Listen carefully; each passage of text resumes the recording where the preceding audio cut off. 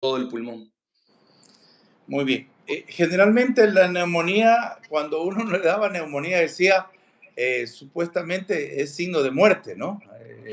Generalmente, pues, lo que conocíamos empíricamente, el pulmón se llena de pus, Le puse. ¿sí? En tal caso, yo creo que usted tiene el concepto claro de lo que es una neumonía. ¿Cuáles son los signos o los síntomas típicos de la neumonía? Sí, o sea, la neumonía tiene como varias fases. Puede iniciar al inicio de la enfermedad, puede ser un simple como un malestar general, un poco de fiebre, un poco de registros subfebriles. Después ya pasa a la etapa que empieza a tener síntomas claros respiratorios, como por ejemplo la tos, ¿sí? La tos por lo general es de aprovino productivo, o sea, que bote secreciones. Pero también puede haber algunos casos que es una tos seca cuando la lesión, la localización de la infección del parénquima pulmonar no es tan central, sino es más periférica, así suele tener más tos seca. Y después se agregan otros tipos de síntomas, como por ejemplo que te puede doler la espalda, te puede doler el pecho o te puede faltar el aire, ¿sí? Dado que esta infección, como usted dijo, estas secreciones o esta pus que se acumula en una parte del pulmón, en estos lugares que está acumulado no se genera el intercambio gaseoso, que es lo normal o lo esencial para que nosotros no nos falte el aire. Entonces, al momento de estar ocupado esa parte del pulmón, hace que nos empiece a faltar el aire y empezamos a tener los síntomas previamente mencionados. La pregunta, yo no soy neumólogo, pues, pero aquí estoy para preguntar. ¿Calificaríamos que el COVID es una neumonía? Sí, el COVID es una neumonía, pero de origen viral. ¿Sí? Como tal, la neumonía puede ser dada por bacterias, por virus o por hongos, o por otro tipo como las micobacterias que son las... La tuberculosis, ¿Cómo? la tuberculosis, La tuberculosis también, o sea, la neumonía como tal es como un patrón imagenológico, tomográfico, que tiene que estar avalado por, o sea, confirmado por alguna bacteria. Pero la tuberculosis, el patrón más común es algo que se llama cavidades, o antes se le llamaba mucho como las cavernas. Pero la tuberculosis también puede tener un patrón neumónico, que es estas consolidaciones en alguna parte del pulmón o en varias partes del pulmón, o sea, en varios lóbulos. Pero la neumonía, la tuberculosis también puede ser una neumonía. listo. Factores de riesgo, doctor Larriba. Sí, en eso pueden ser factores de riesgos adquiridos y no. Sí, dentro de los no adquiridos, o sea, que son enfermedades de base, como por ejemplo algo que lleva la inmunosupresión, que son diabetes, pacientes oncológicos, ¿sí? Desnutrición severa, enfermedades como el HIV, el SIDA, ¿sí? Son enfermedades que te generan inmunosupresión, ¿sí? Y después puede haber inmunosupresiones como adquiridas, que por lo general puede ser por toma algún fármaco, ¿sí? Como por ejemplo los corticoides en alta dosis de manera prolongada, algún tratamiento como tipo quimioterapia, que lo usen de forma prolongada, todo, o sea, medicamentos que pueden hacer que bajen nuestras defensas, ¿sí? Y estemos propensos a agarrarnos algún tipo de infección, especialmente en la neumonía, ¿no? Nosotros los médicos estamos expuestos a neumonías por nuestras áreas de trabajo o el propio contacto con el paciente, doctor Larriba. Por supuesto, o sea, nosotros los médicos y todo el personal de salud en un hospital, en una clínica, estamos propensos a tener neumonía. La neumonía como tal se transmite a través de las secreciones, ¿sí? De las secreciones de la saliva, ¿sí? Por ejemplo, una persona cuando tose, cuando le habla, cuando le escupe, o cercanamente, nosotros, las personas que están infectadas de esta neumonía, hace que estas gotitas, ¿sí? Estén en el aire y la otra persona que no está contagiada las aspire, las absorba y esas gotitas llenas de las bacterias viajan hacia el pulmón, específicamente hacia los alvéolos. Y ahí nosotros tenemos unas células que se llaman macrófagos, que estos macrófagos hacen que combatan a estas bacterias y al momento de combatir estas bacterias, ¿sí? evitan que generemos la infección, pero muchas veces por algún grado de inmunosupresión del paciente o la persona, o cuando es una bacteria bastante importante o hay una bastante carga bacteriana, hace que estos macrófagos o estas defensas de nuestro cuerpo no sean suficientes para vencer esta bacteria y generamos la infección, en este caso la neumonía, ¿no? Nosotros acá en la provincia del Oro, sabe usted, doctor Larriba, muy bien, pues, que tenemos fumigaciones y todo eso. ¿Algún factor que ver? Sí, o sea, el tema de las fumigaciones puede generarte una alteración en la respuesta inmunitaria del pulmón, ¿no? Porque al estar expuesto constantemente al tema de la fumigación y algún otro tipo de algo más que podamos estar inhalando, hace que nuestro sistema inmunitario quede débil, ¿sí? Y no pueda vencer cuando estemos expuestos a algún tipo de bacteria, ¿no? Entonces queda debilitado nuestro sistema inmune y entonces cualquier persona que esté en contacto con nosotros y tenga algún tipo de infección tipo neumonía, estamos más propensos a adquirirlo. Y a su vez, el estar expuesto justamente en esto que me comenté de los químicos, eh, eso también predispone a otro tipo de enfermedades, como por ejemplo la fibrosis pulmonar, predisposición a cáncer en el pulmón, en la pleura. Siempre he tenido una pregunta. Las personas trabajan con el cloro, ¿sí? Los vapores, el cloro, como un factor químico. Igual podría llevar, pero no a un problema de neumonía, sino algo, una lesión de fibrosis en el pulmón, doctor. Sí, eso lo que genera es algo que se llama neumonitis, que anteriormente se llamaba alveolitis, ¿sí? Que es algo químico que nosotros estamos aspirando o inhalando de forma constante. Eso genera una inflamación en el pulmón se inflama, se inflama, se inflama, se inflama. Llega un momento que ya no se puede, ya no puede recuperarse de esta inflamación y genera una cicatrización. Esa cicatrización se traspola al término comúnmente llamado fibrosis. Y al momento de generar una fibrosis, una cicatriz que ya no existen alvéolos, ya no existe el lobulio pulmonar secundario y por ende ya no va a haber un intercambio gaseoso, lo que se va a traspolar en los síntomas como una falta de aire, una disnea, ¿sí? Que va a ser bastante marcada. Hablamos de una gripe que se puede complicar con una neumonía o podemos tener una neumonía leve, grave. Ya lo explicó al inicio los síntomas, pero podemos encontrar una neumonía leve, grave, o no es una neumonía o es una gripe. Y pregunta, Sí, o sea, muchas veces hay este término que se llama bronconeumonía, o sea, muchas personas inician con un cuadro gripal, por ejemplo, tipo influenza, que es lo más común. Al tener este cuadro de influenza, asimismo, los macrófagos, los linfocitos, como que están debilitados, ¿sí? Frente a este proceso viral. Entonces, al momento de nosotros estar con las defensas bajas y si estamos expuestos a alguien con una neumonía con tipo bacteriana, podemos tener una neumonía aparte de una bronquitis por un cuadro viral. Y de ahí viene dos cosas, o sea, no toda neumonía es grave, o sea, la neumonía no es sinónimo de muerte. Hay muchas neumonías que se tratan con antibióticos en casa, de 3 a 5 hasta máximo 7 días, una neumonía leve, pero hay casos puntuales que las neumonías requieren internación, ¿sí?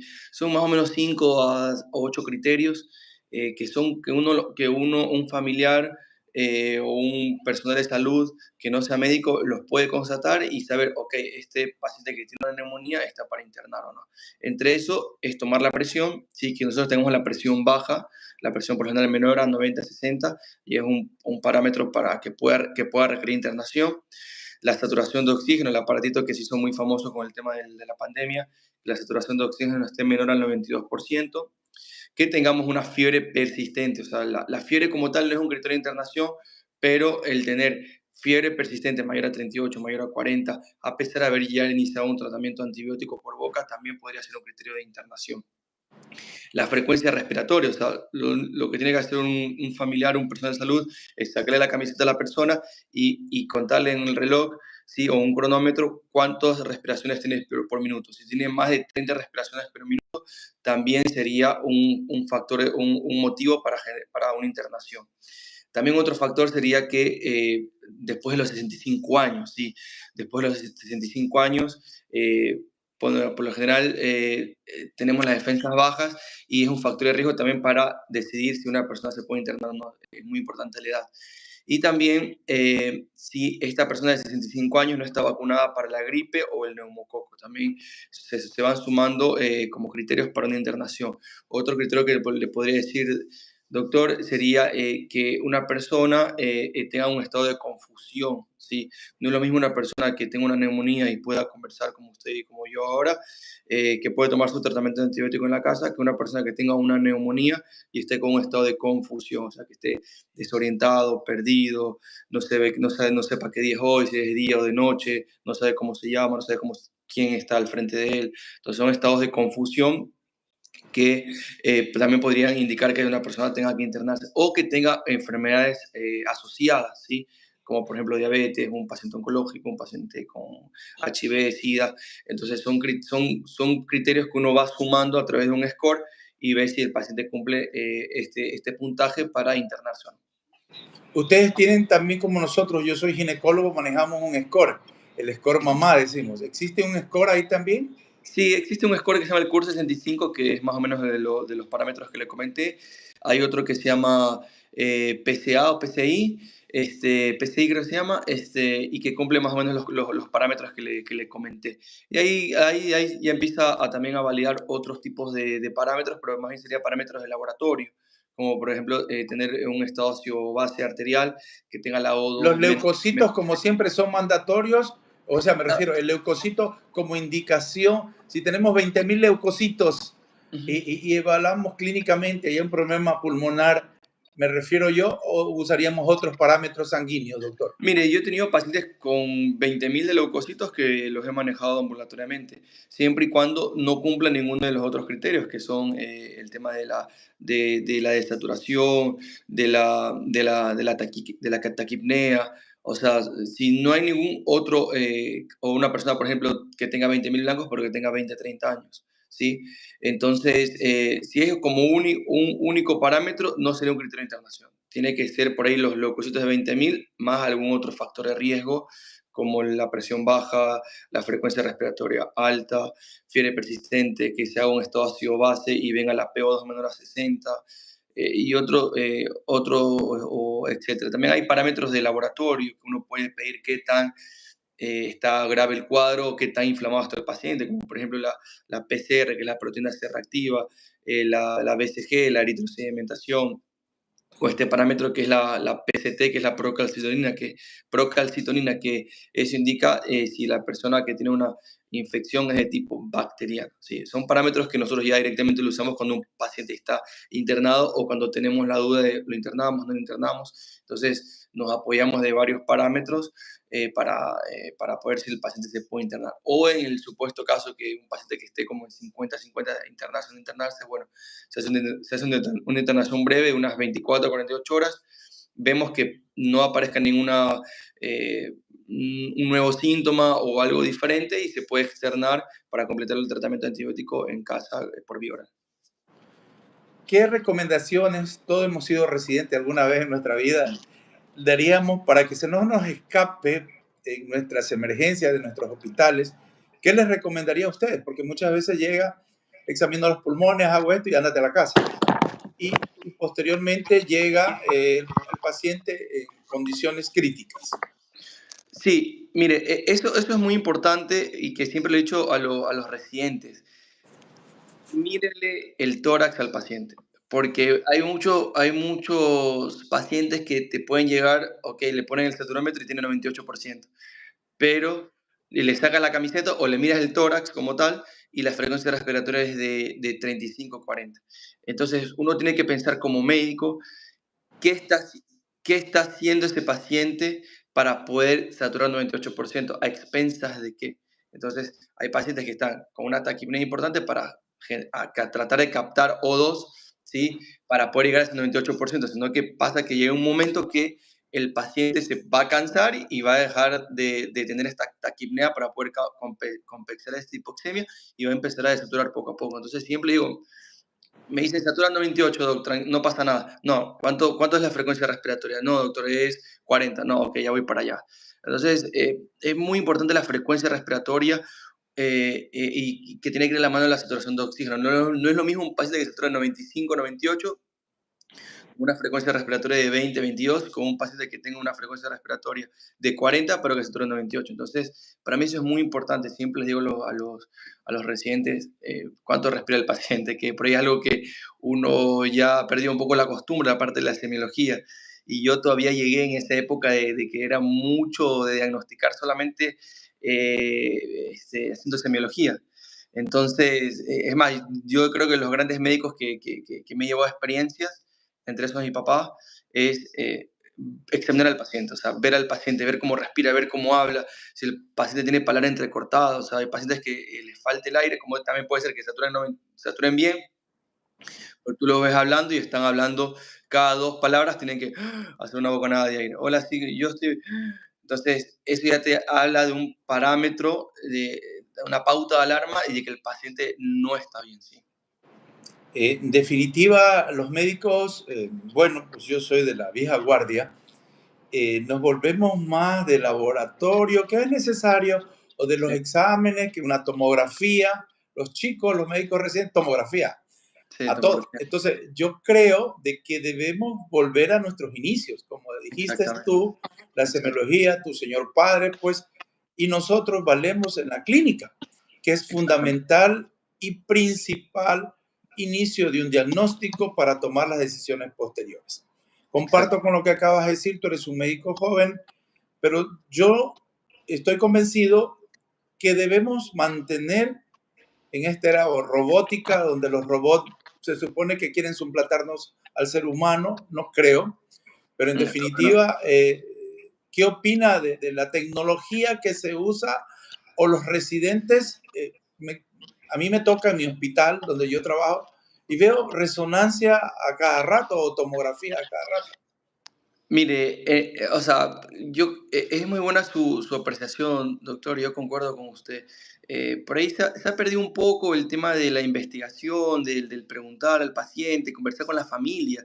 Yo siempre le digo al paciente, por ejemplo, entra el paciente a la consulta y digamos que el familiar se queda afuera. No, no, dígale que pase, por favor, a menos que usted no quiera, porque también es un derecho del paciente. No, que pase. Entonces, a veces el interrogatorio indirecto que nos enseña de semiología es muy importante y muy valioso porque a veces el paciente, como un mecanismo de defensa, puede ocultar información que para nosotros como médicos es muy importante. Y el tema de la tomografía, cada vez que una persona pide una tomografía, recuerda que una tomografía son más o menos 200 radiografías. Entonces, yo siempre le digo a mis residentes o a alguna persona que no sea, o sea, que no tenga mi especialidad, y le digo, ok, le vas a pedir la tomografía, pero pide la tomografía si te va a hacer cambiar la conducta. Porque si tenemos un paciente que ya tiene diagnóstico, ya tiene tratamiento, yo no le voy a pedir una tomografía de control en 48 horas. Ya está para todos los que hemos estudiado, sabemos que las lesiones en el parénquima pulmonar por una neumonía pueden demorarse de 1 a 3 hasta 4 o 5 meses en desaparecer en la radiografía. Entonces, yo creo que hay parámetros antes de hacer una tomografía de control, o sea, la tomografía de inicio, bueno, puede ser válida en un diagnóstico incierto, en una historia clínica o un interrogatorio dudoso, ok, pero una tomografía control, eso sí me parece que eso sí, cuando escucho eso, créame que me duelen los oídos, me sangran los ojos, como dice, pero no se debe hacer tomografías control, con la radiografía es más que suficiente. Y si para los colegas que eh, no saben ver radiografía o les cuesta ver radiografía, se pueden acercar a un médico que sepa y enseñarles a ver radiografía, enseñarles cuándo ameritaría ver una tomografía. Por lo general, cuando uno pide una tomografía es para ver la pequeña vía aérea que sí no se ve por radiografía, ¿no? Como por ejemplo el ovulido pulmonar secundario, en enfermedades intersticiales, en algún pequeño nodulillo que uno sospeche altamente que tenga un paciente de tuberculosis, o en tal caso si pedimos una tomografía con contraste para evaluar la parte ganglionar y vascular, o sea, hay por ejemplo, un paciente que tiene una disnea súbita con taquicardia, con desaturación, con hipoxemia, ok, se puede hacer una tomografía, uno pensando en un tromboembolismo pulmonar, que es muy común en las personas, en las mujeres que toman anticonceptivos, las personas que fuman, las personas que no caminan, que tienen alguna enfermedad oncológica. Entonces ahí sí se justificaría una tomografía. Pero si uno sospecha una neumonía, que es lo que estamos conversando ahora, con una radiografía es más que suficiente. La radiografía no pierde su espacio, en definitiva. La tomografía, yo no soy neumólogo, pero creo yo que sería para cosas más finas, como dicen, ¿no? Encontrar ciertos detalles importantes que no lo la radiografía. Pero en sí, una radiografía continúa siendo la estrella, creo yo, y para muchas cosas todavía, doctor Larriba. Exactamente. El concepto, en una de las preguntas, neumonía leve, neumonía grave. Una leve, por supuesto, se puede transformar en grave. Sí. Una leve necesita observación o una leve puede, de acuerdo a los parámetros que habló usted, doctor, ingreso, ¿no es cierto? Claro. Pero en definitiva, de acuerdo a lo que usted explicó, hay los parámetros para decir ingreso o no. ¿Cuáles serían los parámetros más importantes donde podamos indicarle al paciente cuándo debe ingresarse?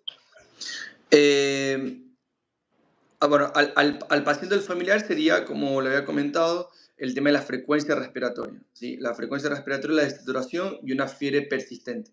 Y el que tenga como un estado de confusión, o sea, como que lo vea que es como que se pierde, se queda dormido. Ok, eso ya está hablándonos de que está progresando esto. Y desde el punto de vista médico, sería que la radiografía, que uno vea, por ejemplo, una consolidación en un lóbulo específico o un segmento específico, ver que en la radiografía ya no solamente tienen ese lugar, sino tienen el lado contralateral. ¿Sí? Más los parámetros laboratorios, leucocitosis, procalcitonin, PCR, etc. Porque también pasa muchas veces que ahora para hasta las gripes toman antibióticos. Entonces, lo que estamos viendo es mucha resistencia. Ya no, ya a veces la amoxicilina sola, no combinada, no les hace nada a los pacientes. No les hace cosquillas. A veces una claritromicina, una citromicina, la verdad es que ya no le es suficiente a los pacientes. Entonces, pero eso pasa porque uno va a la farmacia y le dice, habla con el farmacéutico y le dice, hola, sí, mira, creo que tengo neumonía, ¿qué me puedo tomar? ¿Va? Y te mandan por ahí el que tenga el descuento o el que tenga algún conflicto de interés y se va generando resistencia, y más aún si no terminas el tratamiento antibiótico, porque también pasa que tomas el antibiótico 1 o 2 días y lo suspende, entonces todo eso genera resistencia bacteriana. Entonces, cuando realmente necesites el antibiótico, muchas veces hay pacientes que no les hace nada el antibiótico por boca y ahí también hay que internarlos. Una pregunta, aquí en Ecuador prácticamente hay la libre venta de los medicamentos, ¿no?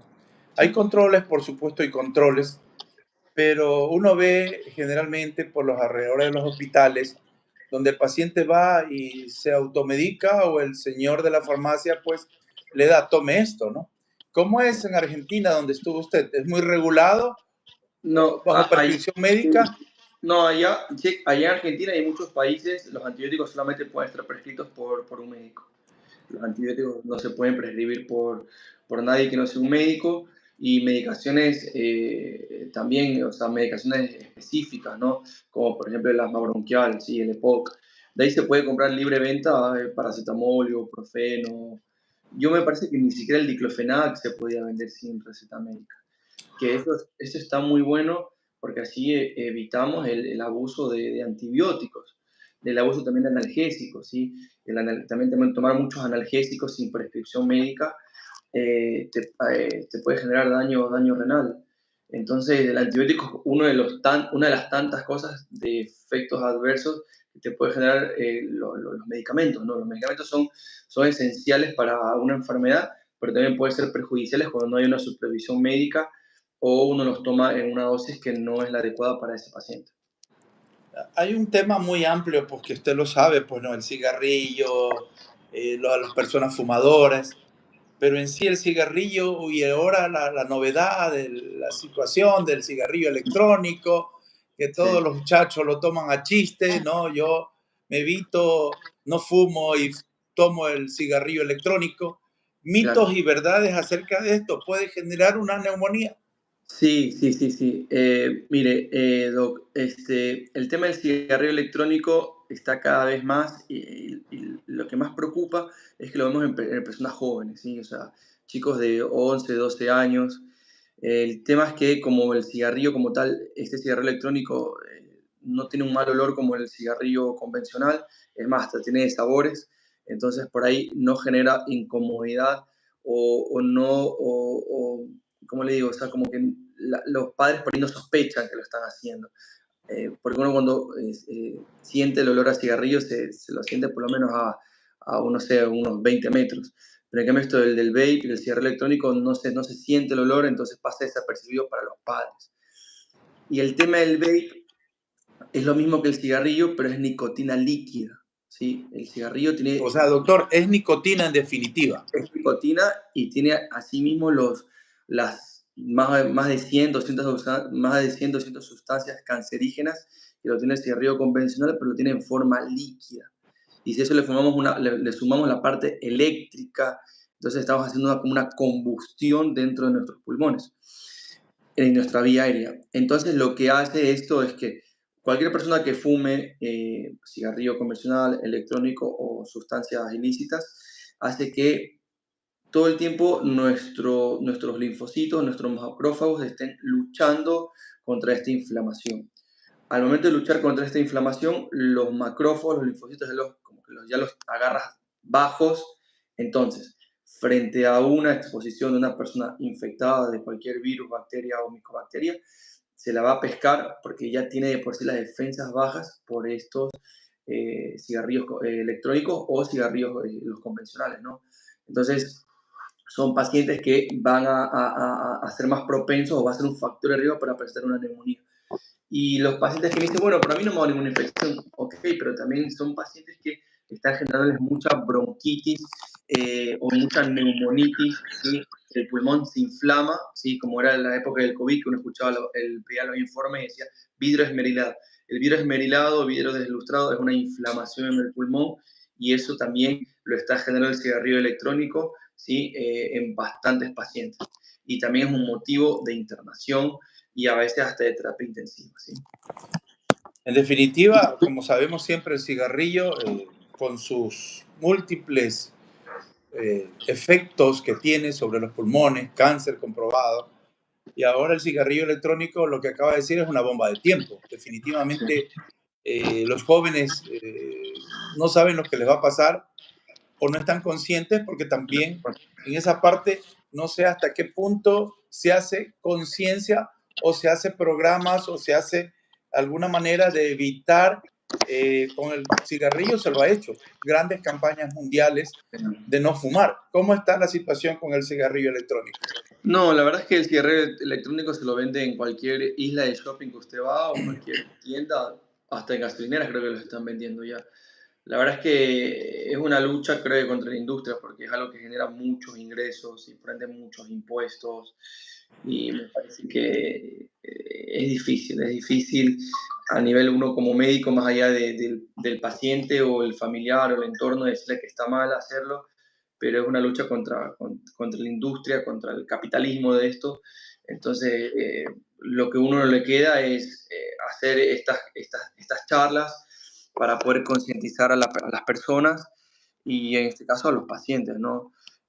Para que no lo hagan. Pero es una lucha constante, la verdad. Que viene del cigarrillo, tantos años que lleva el cigarrillo y no se ha podido erradicar el alcohol tampoco. Entonces, lo que a nosotros nos queda como médicos y a través como el programa que usted está haciendo, Doc, es transmitir de que no está bien y tampoco el cigarrillo electrónico no es como un mecanismo para uno dejar de fumar el cigarrillo convencional y no está probado que es menos dañino que el cigarrillo convencional, ¿no? En los métodos de diagnóstico ya hemos nombrado algunos, ya los comentó usted, radiografía, tomografía. En nuestro medio, usted lo sabe, pues casualmente conversaba ayer con mi hija que estaba en Buenos Aires y estaba en el hospital italiano y me decía, papi, la tecnología y muchas cosas que de verdad admiramos de los argentinos, que muchas veces los criticamos por su forma pedante o lo que sea, pero son gente preparada. y yo estuve en el hospital italiano y me gustó la tecnología que tienen. Y en Argentina pues se manejan los diferentes los tiempos. Acá en Ecuador somos muy limitados en la parte de la función pública, en el sentido de que tenemos para una radiografía, sí tenemos para una tomografía, por supuesto, pero muchas veces nuestros equipos están dañados y tenemos que mandar fuera. En definitiva, ¿cuáles serían los métodos diagnósticos desde el más sencillo al más complejo? Ya, desde el más sencillo, la historia clínica. Sí, la historia clínica que nos enseñan, creo que en tercer año de la universidad. La historia clínica, síntomas respiratorios, ¿sí? Fiebre, tos productiva, dolor en la espalda, falta de aire, 2 más 2 son 4. Por ahí uno no tiene que perderse. Y de ahí las radiografías, ¿sí? Las radiografías, las tomografías, la resonancia no sirve para diagnosticar neumonía, tampoco otro tipo de estudios como gamografía, etcétera, que son otras cosas. Y de ahí uno se puede apoyar de estudios diagnósticos de laboratorio, ¿sí? Que son el esputo, ¿sí? El cultivo del esputo bacteriológico, GRAM, ¿sí? Que eso más o menos está en unos 3-5 días. Lo ideal es que esa muestra se lo tome en las primeras horas de la mañana, que no haya comido, que no se haya lavado los dientes, y tiene que ser una muestra representativa, una muestra buena que tiene que ser llena de secreciones, no tiene que ser salivosa. Y lo ideal es tomar estas muestras antes de haber iniciado el tratamiento antibiótico, porque si uno está con intratratamiento antibiótico, puede ser que estos resultados vengan negativos. Y de ahí, si uno sospecha otro tipo de no bacteria, como por ejemplo una micobacteria de la tuberculosis o un hongo, hay pruebas que son rápidas, que es la baciloscopía directa, sí que se está más o menos en 24 horas, y una genotipificación que es el XPER, el GeneSPER, que eso también está más o menos en 24 a 48 horas, que detecta, tiene mucha especificidad si una persona tiene tuberculosis o no. Y de ahí vienen los estudios para hongos, sí, que eso están más o menos en 7 a 14 días, los cultivos. Y de ahí hay otros estudios que están en los laboratorios, que se comercializan, que son en orina, sí, pero es para bacterias específicas, como por ejemplo la legionela, ¿sí? En la orina. También hay serología para neumococo, serología para micoplasma, para clamidia. Estos son unos métodos diagnósticos en sangre o en orina. Y de ahí, si sospechamos que es una neumonía de tipo viral, el hisopado, ¿sí? Ahora hay hisopados que te miden hasta 5 o 7 tipos de virus, sincitial, rinovirus, coronavirus, influenza, ¿sí? Y te descarta o confirma que una persona tenga un cuadro viral, ¿no? Porque el único tratamiento que está aprobado para virus respiratorios es el de la influenza, que es el oseltamivir. El nombre comercial no me acuerdo acá, pero es el oseltamivir, que es 75 miligramos cada 12 horas durante 5 días. Sí, pero ese tratamiento uno lo deja para personas con factores de riesgo o neumonías por influenza, ¿sí? Y el tratamiento es por 5 días, nada más. Una pregunta. La broncoscopía que lo hace usted, doctor, eh, ¿ingresa diagnóstico, tratamiento o diagnóstico? Ahí Sí, mi pregunta. Sí, la broncoscopia tiene dos objetivos. La primera es la diagnóstica, ¿sí? Es el fuerte de la broncoscopía, es tomar una muestra y eso enviar a un laboratorio para determinar cuál es el agente causal, ¿no? Sea, bueno, en este caso de la parte infecciosa, y si no, si es una sospecha de algo oncológico. Y de ahí puede ser terapéutica, por ejemplo, en algún caso que un paciente tenga demasiadas secreciones, se puede hacer lo que se llama como una limpieza, como un toilet bronquial, de aspirar todas esas secreciones, ¿sí? O en tal caso que tenga un coágulo también, aspirar ese coágulo para poder liberar este bronquio, para que el bronquio que está anexado al lóbulo se permeabilice, ¿no? De ahí también otras, respecto como terapéutico, más bien sería la parte de broncoscopía intervencionista, que es mucho en las patologías oncológicas, ¿sí? Que hay algún tumor que esté obstruyendo la vía aérea central, o algo, por ejemplo, algo benigno, como por ejemplo una estenosis traqueal, ¿sí? que esté dificultando el paso de aire, se puede hacer como parte intervencionista y la broncoscopía. Pero el fuerte es la parte diagnóstica de la broncoscopía. Pero también tiene como objetivos terapéuticos, pero es más que todo para procesos oncológicos. La broncoaspiración, ahí entraría este método que ayuda a ustedes como broncoscopía a sacar lo aspirado cuando tenemos pacientes con complicados, doctor. Sí, No lo sé, yo le pregunto. sí, sí, es muy buena su pregunta, porque a veces nos piden broncoscopías, pero no siempre hay criterio. Exactamente. Cuando es la consolidación, ¿sí? Muchas veces la consolidación, la característica es que tiene el broncograma aéreo, o sea, que el bronquio todavía está permeable, pero muchas veces hasta el propio ese bronquio se cierra, se llena de secreciones, se llena de pus y genera lo que se llama atelectasia, ¿sí? La atelectasia es, como le explico, es como el cese completo de la aireación de ese pulmón, de ese lóbulo, ¿no? Entonces, en ese caso sí tendría una indicación de hacer una broncoscopía terapéutica, de destapar ese bronquio para que se pueda permeabilizar, ¿sí? Y de paso uno aspira todas las secreciones. Es muy común eso en los pacientes en terapia intensiva, ¿sí? Que están ventilados, que están intubados, ¿sí? Porque muchas veces los terapistas respiratorios, que son de gran ayuda en las unidades de cuidados intensivos, aspiran las secreciones, pero esa sonda de aspiración no puede llegar a bronquios distales. Entonces, la única forma de llegar a bronquios distales es a través de un broncoscopio. O en tal caso, si quieren llegar a bronquios distales, más bien pueden generar un trauma o un sangrado en la vía aérea porque lo hacen a ciegas. En cambio, cuando lo hacemos con broncoscopía, vamos a través de una cámara y vamos a través de la pericia de cada broncoscopista llegando hasta el segmento que queremos llegar para generar un efecto terapéutico, ¿no? Que en este caso sería la desobstrucción de ese bronquio y por ende de ese lóbulo para que el pulmón pueda ser ventilado, ¿no? Bueno, cuando estoy yo preguntando, como médico, soy muy preguntón, te cuento. En definitiva, me incluyo en este momento en tu tema y pues tengo que hacer las preguntas. Muchas veces yo tuve en la emergencia como 20 años y vi muchas cosas. En tal caso, uno tiene a veces dudas de ciertas situaciones y para eso está el especialista. Claro. Hablábamos ya de los métodos diagnósticos y las secuelas. ¿Cuáles son las secuelas de la neumonía? Sí, mire, las secuelas de la neumonía puede ser que el pulmón limpie completamente, puede quedar algo que se llama bronquiectasias, sí, que son bronquios inflamados de forma crónica y se comportan sintomáticamente parecido al asma y el EPOC. Pueden quedar imágenes calcificadas. Muchas veces uno cuando pide una radiografía, una tomografía, ve en el informe granuloma calcificada, nódulo calcificado, imagen calcificada. ¿Sí? O sea, puede quedar también como una calcificación, que es como una cicatriz, ¿sí? De una neumonía. Esas son las tres formas más comunes.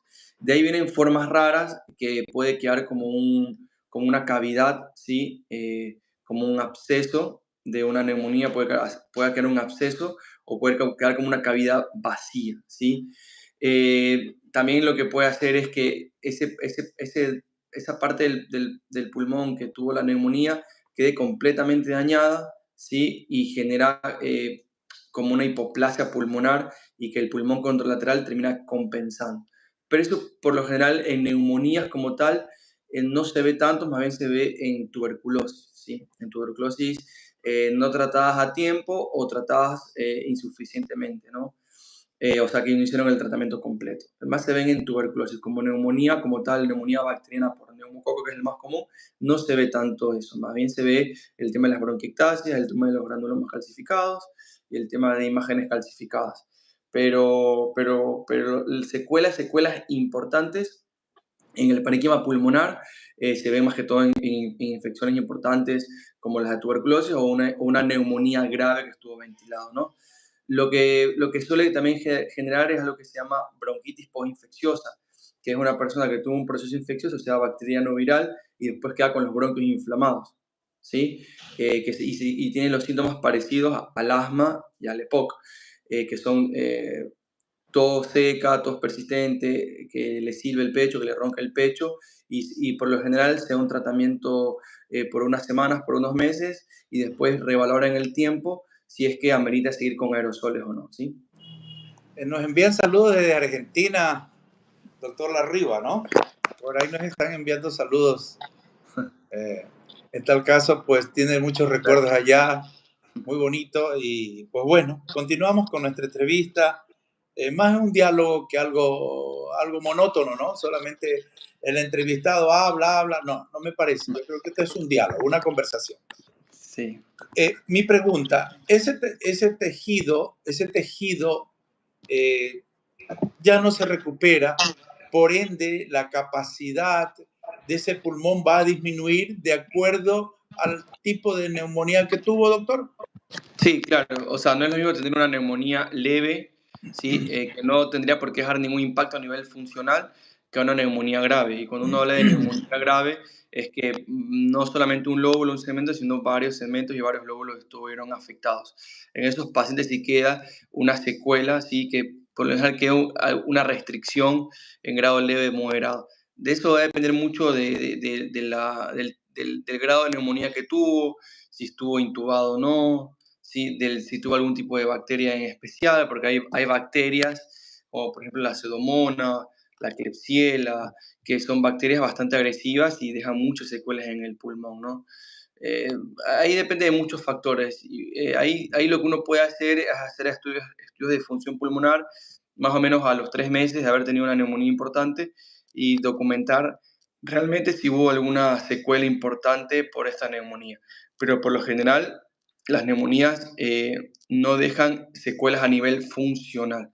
Lo que suele quedar en las neumonías de manera subaguda es un cansancio, fatiga, como decaimiento, que se veía mucho en la época del COVID, que la gente tenía COVID, ya pasó la fase aguda y queda con cansancio, decaimiento, como que se cansaba, ¿sí?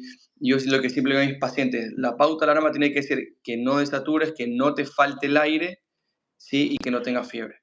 Si por ahí te sientes cansado, es esperable después de cualquier proceso infeccioso, sea gastrointestinal, respiratorio, urinario, etcétera, ¿no? O sea, es esperable. Lo que no puede pasar es que le falte el aire, que tenga fiebre o que desature. Eso no puede pasar después de cualquier neumonía. Hay una pregunta que nos dicen, no sé qué es, la palabra feno, no sé qué es, yo no lo sé.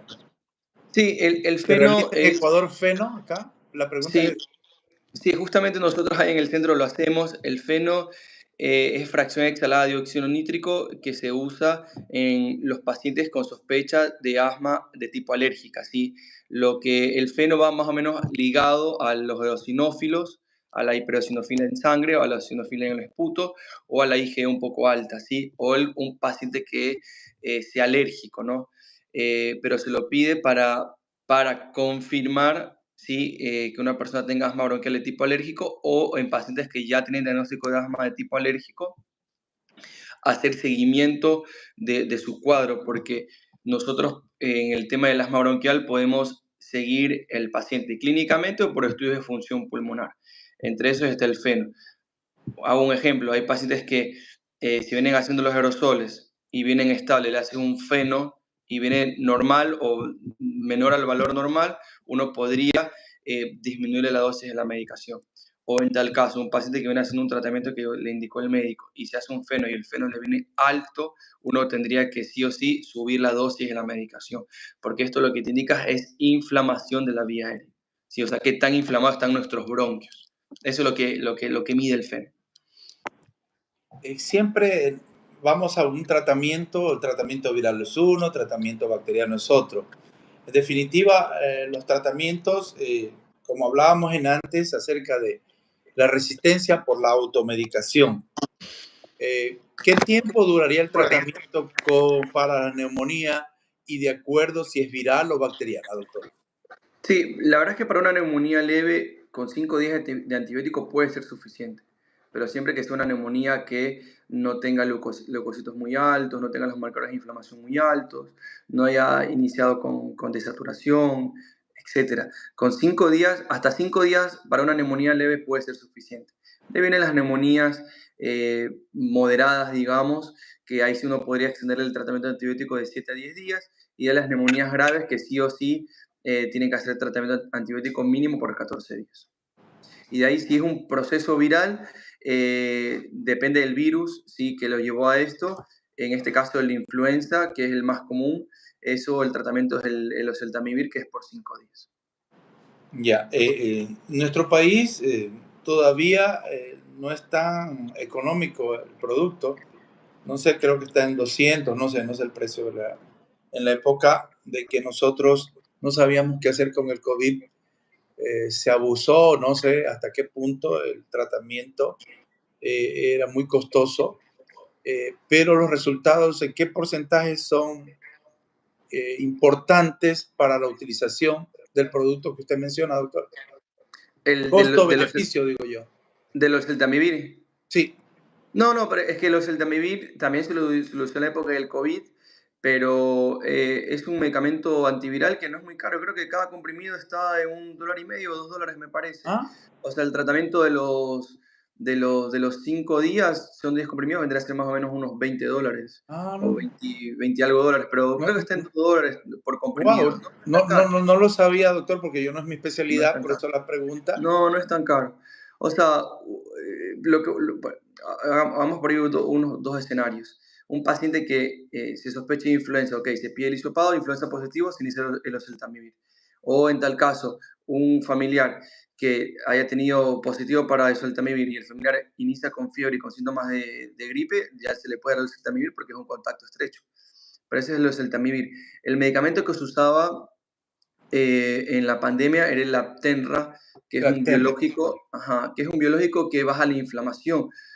Por eso es que o sea, el COVID lo que tenía era 3 fases. La fase de la infección aguda, que comenzaba con los síntomas, el malestar, la pérdida del olfato, y después pasaba a la fase inflamatoria, que era después del día 7. Por eso las personas que lamentablemente fallecieron por COVID o que terminaron intubadas por COVID, siempre era a partir del día 7 para adelante, a veces 5 o 6, pero por lo general era del día 7 para adelante que terminaban en terapia intensiva, intubados, o en tal caso con el fallecimiento. Y en esta fase inflamatoria es que se da esta medicación Aptenra, que es un biológico, ¿sí?, que lo que hace es bajar la inflamación a nivel sistémico, porque el COVID como tal, como virus como tal, no mataba, sino que era la fase inflamatoria que dejaba el COVID, es lo que generaba esta inflamación sistémica, que obviamente afectaba principalmente a los pulmones, el corazón, que el pulmón se inflamaba.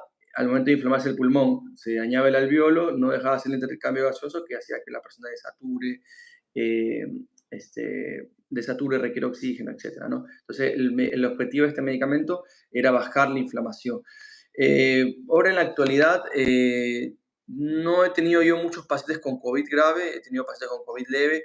Eso puede ser por el tema de la inmunidad que ya sea de rebaño, que ya se ha generado entre todos nosotros, y también puede ser porque creo que gran parte de la población, por lo menos acá en Ecuador, está vacunada para el COVID, ¿no? En lo que respecta a las vacunas, a ver, las vacunas son importantes, en definitiva, pero muchas veces la población no lo acepta porque dice, Ya. la vacuna me puede hacer esto, me producir algún efecto secundario. ¿Qué opina de las vacunas, doctor? O sea, haciendo un paréntesis de la vacuna del COVID, que todos sabemos que fue una vacuna que fue rápida, eh, no hubo muchos ensayos, después empezaron a aparecer hace poco efectos adversos importantes de X marca de vacuna, pero omitiendo eso, hay muchas vacunas que ya están probadas en el mercado en todos los años, y es más, hasta nos han salvado de pandemias, como por ejemplo fue la viruela, la polio, ¿sí? Que son vacunas que ya están probadas y se las ponemos a todos los niños, a todos nuestros hijos, cuando les toca el calendario de vacunas. Y en lo que respecta a la parte de adultos, la vacuna de la influenza ya está aprobado, no hay ninguna complicación. La vacuna de la influenza es anualmente. De ahí hay vacunas para el neumococo, ¿sí?, que hay por lo general dos acá en Ecuador, que es la 3 y la 23. La diferencia entre la una y la otra es que cubre diferentes serotipos del neumococo, ¿sí? Y la vacuna 13 se la pone una vez en toda la vida, por eso se puede repetir después de los 65 años una dosis extra. Y la vacuna 23 se la pone cada 5 años. Tiene que haber una diferencia entre una y la otra mínimo de 3 a 6 meses hasta un año entre la 13 y la 23. Lo que hace es que cubren diferentes serotipos. Y la vacuna, la 13, se la pone una vez en toda la vida y la 23 cada 5 años. Entonces, imagínense, aplicándonos una vacuna, por ejemplo, en enero y la otra en junio, ya sería suficiente para evitar las formas graves de neumonía por el agente principal que lleva la neumonía, que es el neumococo. Y de ahí el de la influenza, sí, que es como tal, el virus, es el virus que es mayor comúnmente en todo el mundo y vacunándonos o vacunando a los adultos mayores vamos a evitar las formas graves de este virus, ¿no? Yo he visto gente fallecer por influenza, ¿no? Por una gripe. Bueno, ha pasado el tiempo, ya pues llevamos varios minutos, pero interesante la charla, la entrevista. Yo me acuerdo con mi experiencia hace muchos años atrás, una paciente me dijo, doctor, me dio de nuevo este proceso. Y la pregunta va, dice, pues bueno, qué mal doctor, me dio de nuevo otra neumonía. O sea, estamos expuestos a tener una neumonía 2 veces, 3 veces. ¿De Claro. acuerdo, doctor? Sí, yo he tenido pacientes que una semana tuvieron influenza, en 2 semanas tuvieron COVID, en 3 semanas tuvieron sincitial. O sea, pasa mucho, más que toda la gente que, que tiene hijos pequeños, porque las escuelas son, yo siempre digo que obviamente las escuelas son cultivos de virus.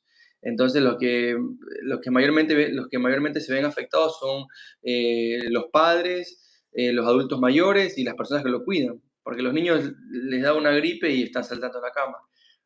Y a los adultos por ahí nos da una gripe y estamos en la cama. Entonces, los niños son muy transportadores, como vectores de los virus. Y en las escuelas hay todos los virus, sincitial, influenza, pero puede pasar que una persona le dé un virus de X tipo un día y en 2 semanas le dé otro virus. O sea, no es que el tratamiento que le dieron previamente estuvo mal, ni nada. Más bien, si una persona tiene infecciones a repetición, sea virales o sea bacterianas, a eso uno tendría que buscar algún tipo de inmunodeficiencia, que lo más común en nuestro medio es la diabetes, procesos oncológicos o el HIV. Bueno, doctor, vamos terminando nuestra entrevista. ¿Cuál sería su conclusión, pues, doctor Larriba?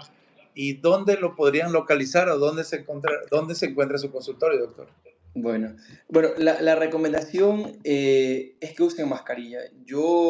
Es un hábito porque justamente creo que en los últimos 6 meses de mi especialidad, de mi posgrado, me tocó pasar la pandemia. Es más, de los 6 meses que nos faltaban, nos prolongaron 6 meses más es usar mascarilla. Yo, lo personal, en la consulta siempre intento con mascarilla. Puede ir un paciente que no vaya por un cuadro agudo, pero yo siempre pongo mascarilla. Es un hábito que hice, que habitué y le puedo decir yo en lo personal, desde que uso mascarilla en la consulta y siendo neumólogo, haciendo broncoscopía, estando con pacientes de tuberculosis, etcétera, es rara la vez que me ha dado gripe. Es rara la vez, no me ha dado neumonía por ahora. No porque yo sea inmune, sino porque hago algo que por ahí no hacen muchos de la personal de salud, usar mascarilla. Y yo creo que tiene que este consejo llegar con más énfasis a las personas que no son neumólogos, porque los neumólogos sabemos que el paciente va a toser y nos va a llegar las secreciones. Son para colegas de otras especialidades, porque por ahí un paciente va a controlarse la diabetes y capaz que tiene tuberculosis. Va un paciente por ahí a hacer un control ginecológico y capaz que está con gripe. Entonces, la mascarilla no tiene que perderse, más aún porque el consultorio es un lugar como cerrado, porque es un lugar privado, que es una relación médico-paciente, y no hay ventilación por lo general. Entonces, con más razón, tienen que usar mascarilla y si ven una persona que está tosiendo, eh, pedirle que use mascarilla o si tienen algún familiar que está con más de 15 días de tos o con síntomas respiratorios, incentivarlo a que acuda a un médico que por lo menos le haga una radiografía y descartar. yo en lo personal estoy viendo muchos pacientes con tuberculosis ahora, muchos pacientes con tuberculosis. Entonces, y a veces pacientes con tuberculosis que vienen dando vueltas 6 meses, un año, ¿sí? Y entonces pónganse a pensar, nosotros o una persona, ¿cuántos, con cuántas personas tenemos contacto por año? Entonces, imagínense cuántas personas podemos haber contagiado con la tuberculosis. Y ni se diga, bueno, con un cuadro viral. Entonces, a veces nosotros, siendo una persona del caso cero, tiene que tomar conciencia para él mismo y para el entorno, ¿sí? Usar mascarilla y evitar lugares cerrados, lugares con poca ventilación. Y si los adultos mayores, si ven a sus nietos que están tosiendo, tratar de evitarlos. O si tienen un familiar que lo están tosiendo, tratar de evitarlos porque no ceden los cuadros respiratorios en la costa, por lo menos acá en Guayaquil. Y eso tiene una explicación, porque uno dice, pero ¿cómo si en Guayaquil o en la costa hace mucho calor? ¿Por qué hay tantos virus respiratorios? Eso tiene una explicación muy lógica, es porque nosotros en la costa, ¿qué hacemos? Estamos con el aire acondicionado casi el 90% del tiempo. Y cuando uno quiere abrir la ventana o ventilar el espacio, no, cierra que se escape el aire. Es lo primero que una persona dice. Y si uno tiene la buena intención de abrir la ventana, hay mucha polución en la costa, especialmente en Guayaquil. Entonces, si no te da la neumonía como tal, te llenas de moho, de polución y de procesos alérgicos, ¿sí? Hay muchos procesos alérgicos respiratorios, por los aires acondicionados, por el ventilador, por los aires centrales, ¿sí? Pero es porque no tenemos la ventilación adecuada, ¿sí? Entonces pasa eso, que por eso que en la costa hay muchos procesos respiratorios, sea infecciosos o sean alérgicos, porque estamos todo el tiempo con el aire acondicionado. Entonces eso genera esta respuesta inflamatoria y si hay algún caso específico, algún proceso infeccioso, ¿no? Entonces, evitar lugares cerrados, cuidar a nuestros adultos mayores, cuidar a nuestros padres, cuidar a nuestros abuelos, que se usen mascarillas, si van al shopping, vayan al shopping, eh, que se pongan mascarilla. La verdad es que ya pasó mucho el tema del tabú de usar mascarilla. Antes uno veía a los chinos hace 8 años con mascarilla y dice, uy, qué raro estos chinos. Pero ahora una persona andar con mascarilla en la calle, en el trabajo, ya no es tabú. A veces dice, si uno no se cuida, nadie más te va a cuidar. Bueno, José, un gusto de tenerte, sobre todo el hijo de un gran amigo mío, el doctor Larriba, pues un excelente médico acá en la provincia del Oro, y pues ver cómo nuestra descendencia va cada día progresando, en el caso tuyo, de nuestros hijos, mi hija, qué bonito, de verdad, es muy, muy, muy, para mí es una satisfacción tener esta oportunidad de entrevistarte. Muchas Muchas gracias, no va a ser la última y pues algún rato vamos a entrevistar a tu esposa también, que es médico, ¿no? Sí, Eh, seguro, cuando quieras. Muchas gracias, Daniel, ha sido un gusto tenerte y pues bueno, buenos días. Y a nuestros Gracias. amigos, Muchas gracias pues por agradecerles su sintonía, pues en nuestro programa La Salud en la Era Digital. Muchas Muchas gracias, gracias. muy agradecido, Daniel. Chao, que tenga lindo día. Chao, gracias.